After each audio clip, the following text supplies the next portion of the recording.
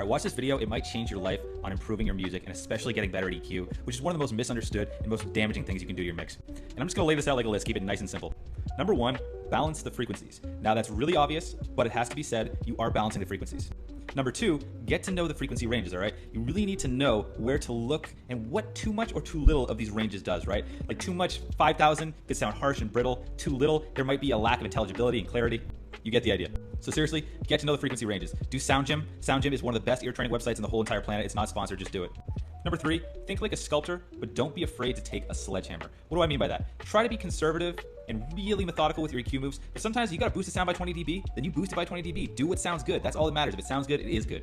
Number four, pick your battles, okay? Because here's the thing. A lot of sounds that we work with these days, whether it be virtual instruments, samples, they already sound good from the get-go. They are given to you that way a lot of the time. So if you sit there and take an EQ and turn it into Swiss cheese, what are you really doing? Now, it doesn't mean you can't experiment and explore, but it might just be like a 5% difference in sound, and do you want to waste an hour and potentially ruin the sound over that?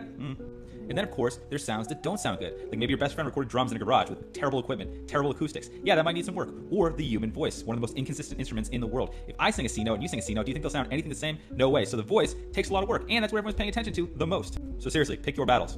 Number five, don't EQ in solo for too long. So I think it's one of those things where like some people also do this. They literally will take one thing, move it up, EQ it, bring up another thing, so on and so forth. So you're kind of mixing and EQing out of context there, but some people get amazing mixes. But in general, I would say try to mix in context, okay? No one's gonna hear your kick in solo. You need to basically make these decisions in the context of your mix, and that way you're gonna get better. But it's not like you can't go in solo and, put a little magnifying glass on it and find a resonant frequency or something bad, but honestly, I'd be careful in solo.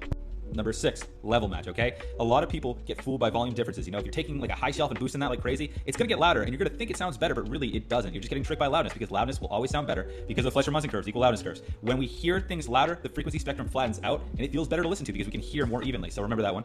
And do remember, the opposite can be true too. If you take something away and cut, you may need to boost the output to level match. So when you can turn the plugin on and off, the volume feels relatively the same. Don't lose sleep on it, but try your best on this because it's gonna help you for learning. And then when you get better down the road, you can maybe ignore this a little bit more. Number seven, one of my absolute favorites, the blind shootout test. I wish someone told me this like 15, 20 years ago. Basically, just close your eyes once you have the sound you're looking for, spam the bypass button on and off, and then just A, B, 1, 2, like an eye test, and decide what you like better. And when you remove the visual programming, okay, and your brain programming, right, it's just your ears, you're gonna make the best decision every single time. You can do this with producing, arrangement, sound choices, anything. This is so useful. And then one last bonus tip is like, if you go looking for problems, you're going to make problems. You should really just listen to the sound and just ask yourself, is there something I need to do? And really just think of a plan of attack after that point, all right? Instead of going in, boosting and sweeping, not that you can't do that, but don't really recommend it. Really try to just think about what needs to be done before you just make a mess. And I promise y'all, if you follow these tips, you're gonna get so much better at EQing and mixing. Good luck, everyone.